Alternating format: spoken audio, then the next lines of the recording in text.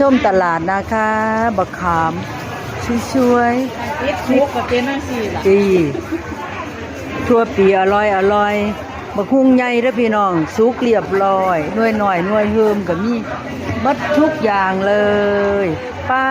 โธ่เท่าไหร่คะ10 บาทค่ะที่ยายตันนะคะป้ากินบ่เบิดเฮียนเลยเด้อพี่น้อง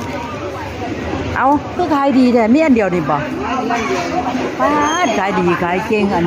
ป้าน้อยป้าหมอน้อยกี่บาทคะหมอน้อย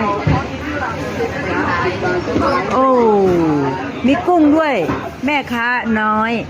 คนสวยขายของซอยย่ายแม่แจ๋วอันนี้ของไผคะเนี่ยโอ้